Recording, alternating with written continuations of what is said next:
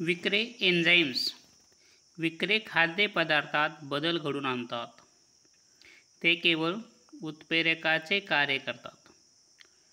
विक्राशिवाय पचन क्रिया शक्य नाही. विक्रे खाद्यपदार्थात बदल घडवून आणतात. ते केवळ उत्प्रेरकाचे कार्य करतात. विक्राशिवाय पचन क्रिया शक्य नाही. विक्रे ही सरळ गोलाकार प्रोटीनचे बनलेले असतात. विक्रे ही सरळ गोलाकार प्रोटीनचे बनलेले असतात. विक्रांचा एक अणू 10,000 ते 10 लाख क्रिया नियंत्रित करतो. बघा, विक्राचा एक अणू असतो काय, 10,000 ते 10 लाख क्रिया नियंत्रित करतो. एक विकर केवळ एकच पदार्थावर आपली क्रिया करू शकते. उदाहरणार्थ, पेप्सिन फक्त प्रथिनाचे पचन करते. विक्रे शारीरिक तापमानाला 26 ते 45 अंश सेल्सिअस सर्वाधिक क्रियाशील असतात.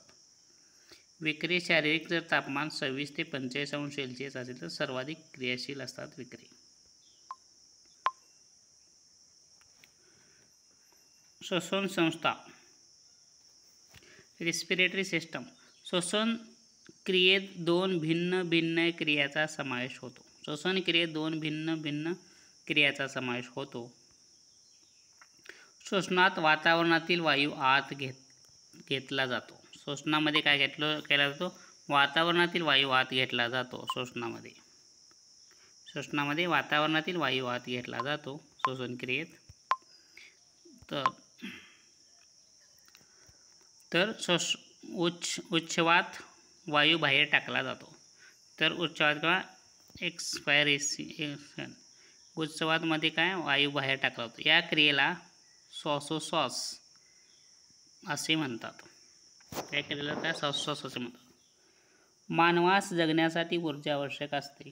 मानवास जगण्यासाठी ऊर्जा आवश्यक असते.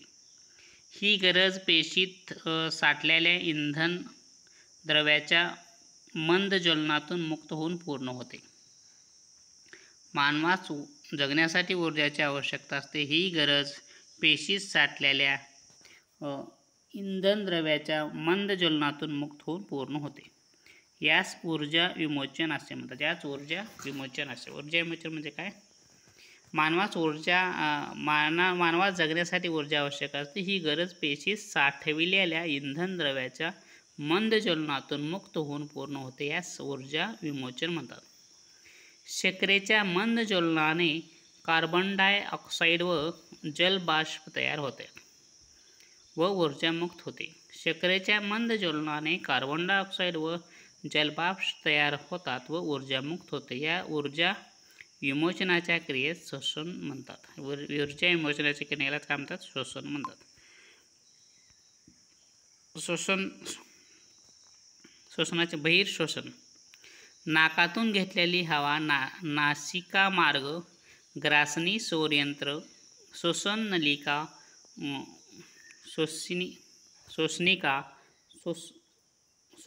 श्वसनिका, वायुकोश व फुफ्फुस असा प्रवास असतो.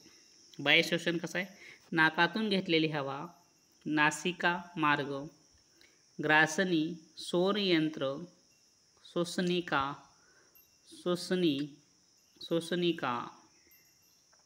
वायुकोश व फुफ्फुस असा प्रवास होतो. येथे तांबड्या पेशीतील हिमोग्लोबिन सी ऑक्सिजनचा संयोग होऊन ऑक्सिहिमोग्लोबिन हे संयुग तयार होते. येथे तांबड्या पेशीतील हिमोग्लोबिन सी ऑक्सिजनचा संयोग होऊन ऑक्सिहिमोग्लोबिन हे संयुग तयार होते. ते रक्ताद्वारे शरीरातील विविध भागामध्ये पुरवले जाते. फुफ्फुसातून बाहेर निघणाऱ्या रक्तात ऑक्सिजनचा दाब 100 mmHg असतो. फुफ्फुसातून बाहेर निघणाऱ्या रक्तात ऑक्सिजनचा दाब 100 mmHg असतो. तर हिमोग्लोबिनची ऑक्सिजन सांद्रता 95% असते. हिमोग्लोबिनची ऑक्सिजन सांद्रता किती असते? 95% असते. चयापचनात तयार झालेला कार्बन डायऑक्साईड जलबाष्प या उलट मार्गाने शरीराबाहेर टाकला जातो. चयापचनात तयार झालेला कार्बन डायऑक्साईड जलबाष्प या उलट मार्गाने शरीराबाहेर टाकला जातो. फुफ्फुसा वाटे होणाऱ्या या क्रियेस बहिर्शोषण असे म्हणतात. फुफ्फुसा वाटे होणाऱ्या या क्रियेला काय? बहिर्शोषण असे म्हणतात. अंतःशोषण.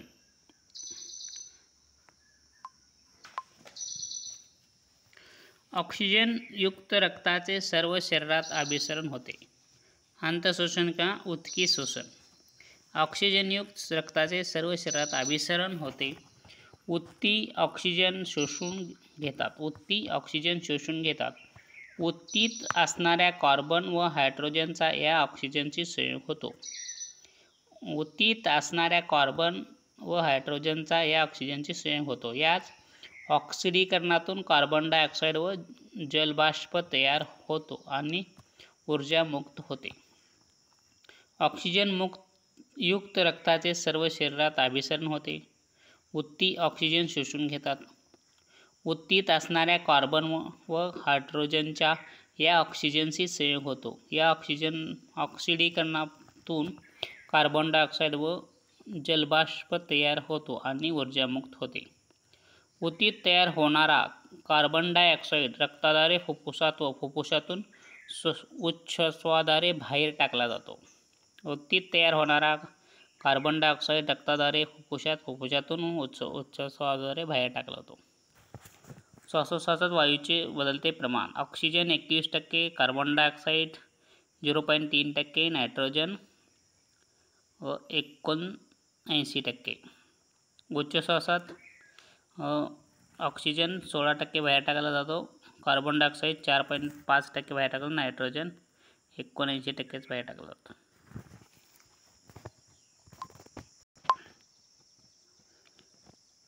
श्वास संस्थेतील इंद्रियाची थोडक्यात माहिती. नासिका, ग्रासनी, स्वरयंत्र, श्वासनलिका, श्वासनी, श्वासनिका, फुफ्फुस याचे मार्ग. नासिका मार्ग. हवा येथे गाळून स्वच्छ व शुद्ध केली जाते. नासिका मार्गात काय होते? हवा गाळून स्वच्छ केली जाते. तसेच श्लेष्मल पटलाने हवा किंचित ओलसर होते व रक्त कोशिकांच्या जाळ्यामुळे गरम होते.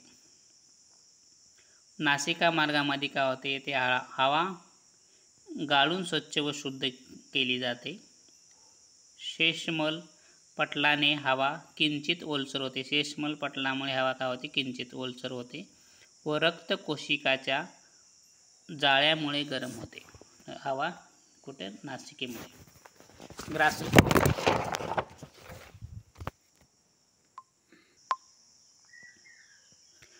ग्रासनीत असणाऱ्या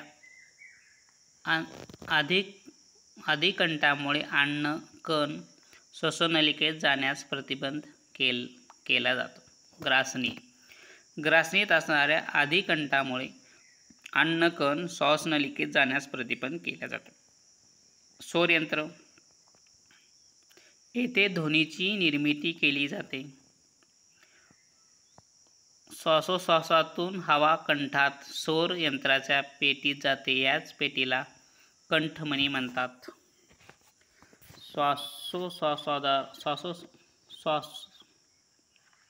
श्वासद्वारातून हवा कंठात सौर यंत्राच्या पेटीत जाते. या पेटीलाच कंठमणी म्हणतात. मुलांचा कंठमणी मोठा असून तो स्पष्टपणे दिसतो. मुलांचा कंठमणी मोठा असून तो स्पष्टपणे दिसतो. फुफ्फुसातून बाहेर येणाऱ्या हवेमुळे सौर यंत्रातील सौरतंतू कंप पावतात. फुफ्फुसातून येणाऱ्या हवेमुळे सौर यंत्रातील सौरतंतू कंप पावतात. हवा बाहेर फेकण्याच्या जोरावर आवाजाची तीव्रता अवलंबून असते. पुरुषांचे सौरतंतू लांब असतात तर स्त्रीचे सौरतंतू आखूड असतात. पुरुषाचे सौरतंतू लांब तर स्त्रीचे सौरतंतू आखूड असतात. आवाज उच्च स्वराचा असतो. घशातील टॅनिक्स व ॲडिनाइड या ऊतींनी बनलेली मऊ कंठींना जंतुसंसर्ग झाल्यास त्या मोठ्या होतात व त्रास होतो. टॉक्सिल व ॲडिनाइल. घशातील टॉन्सिल व ॲडिनाइल या ऊतींनी बनलेल्या मऊ गाठींना जंतुसंसर्ग झाल्यास त्या मोठ्या होऊन त्रास होतात. टॉन्सिल आणि ॲडिनाइलच्या गाठीला जंतुसंसर्ग झाल्यास त्रास होतो. श्वासनलिका ही अर्धचंद्राकृती कुर्चवलेय बनलेली लवचिक नलिका असते. हिची लांबी 10 ते 12 सेमी असते. श्वासनलिका ही अर्धचंद्राकृती कुर्चवलयानी बनलेली लवचिक नलिका असते. हिची लांबी 10 ते 12 सेमी असते. श्वसनी छातीच्या पोकळीत श्वसन नलिकेचे विभाजन 2 श्वसनीत होते. श्वसनीला अनेक उपशाखा असतात. छातीच्या पोकळीत श्वसन नलिकेचे विभाजन 2 श्वसनीत होते. श्वसनीत अनेक उपशाखा असतात. श्वासनिकेचा प्रत्येक उपशाखा पातळ आवरणाच्या अतिसूक्ष्म नलिकेत परावर्तित होते. तिला श्वासनिका असे म्हणतात. श्वासनी व तिच्या उपशाखा याची रचना श्वासनिकेत सारखी असते. श्वासनिकेवर मात्र कुर्चवले नसतात. श्वासनिका. श्वासनिकेची प्रत्येक उपशाखा पातळ आवरणाच्या अतिसूक्ष्म नलिकेत परावर्तित होते. श्वासनीची प्रत्येक उपशाखा पातळ आवरणाच्या अतिसूक्ष्म नलिकेत परावर्तित होते. तिला श्वासनिका असे म्हणतात. श्वासनी व तिच्या उपशाखा यांची रचना श्वासनिके सारखीच असते. श्वासनिकावर मात्र कुर्चवले नसतात. फुफ्फुसे, छातीचे हाड, बरगड्या व पाठीचा कणा यांच्या पिंजऱ्यात फुफ्फुसे असतात. हृदयाच्या उजव्या व डाव्या बाजूला असे 2 फुफ्फुसे असतात. फुफ्फुसावर दुपदरी आवरण असते. फुफ्फुसाचा रंग तांबूस करडा असतो. उजवे फुफ्फुस डाव्या फुफ्फुसापेक्षा आकाराने मोठे असते.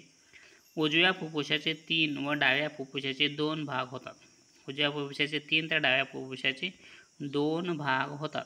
यातील प्रत्येक भाग अनेक लहान कप्प्यांनी बनलेला असतो. फुफ्फुसे स्थितिस्थापक असतात. फुफ्फुसाच्या प्रत्येक कप्प्यात एक श्वसनिका आलेली असते. तिला वायुकोशाचा झुपका चिटकलेला असतो. प्रत्येक फुफ्फुसात एक श्वासनलिका आलेली असते. तिला वायुकोशाचा एक झुपका चिटकलेला असतो. वायुकोशिकाच्या आवरणाभोवती रक्तकेशिकाचे दाट जाळे असते. विसरण क्रियेने बाहेरील ऑक्सिजन वायू रक्त कोशिकेत शोषले जाते. विसरण क्रियेने बाहेरील ऑक्सिजन वायू रक्त कोशिकेत शोषले जाते. त्याबरोबरच रक्तातील कार्बन डाय ऑक्साईड व जलबाष्प वायुकोशातील हवेत मिसळतात व तेथून उच्च श्वासाद्वारे बाहेर टाकले जातात. त्याचबरोबर रक्तातील कार्बन डाय ऑक्साईड व जलबाष्प वायुकोशातील हवेत मिसळतात व तेथून उच्च श्वासाद्वारे बाहेर टाकले जातात. प्रत्येक श्वासोश्वासात जवळजवळ 500 मिली हवेची आदलाबदल होते. त्यावेळी केवळ 300 ते 350 मिली हवा वायू कोशापर्यंत पोहोचते व राहिलेली 50 मिली हवा श्वसन मार्गात राहते. अशा प्रकारे एकावेळी फक्त 350 मिली हवेची फुफ्फुसात आदलाबदल होते. तर 150 मिली हवा श्वसन मार्गात राहते. निश्चित श्वासोच्छ्वास चालू असला तर 300 मिली हवा फुफ्फुसात राहते. नेहमी जर श्वासोच्छ्वास चालू असला तर 300 मिली हवा फुफ्फुसात राहते. विविध प्राण्यांना 1 मिनिटाला श्वासोच्छ्वास वेग प्रौढ व्यक्ती 18 ते 20 वेळा 1 मिनिटात श्वास घेतो. स्त्रिया 20 ते 22 वेळा घेतात. लहान मुले 45 वेळेस श्वास घेतात 1 मिनिटात. आणि प्रौढ व्यक्ती 18 ते 20, स्त्रिया 20 ते 22, लहान मुले 45 वेळा 1 मिनिटात. अतिश्रम केल्यास ऊर्जा कमी पडते तेव्हा स्नायू विना ऑक्सिजनाने ऊर्जा निर्माण करतात. त्यांना लॅक्टिक आम्ल तयार होते. त्यामुळे स्नायू साठून पेटके येतात. पुरेशा विश्रांतीने लॅक्टिक आम्ल पुन्हा रक्तात शोषले जाते.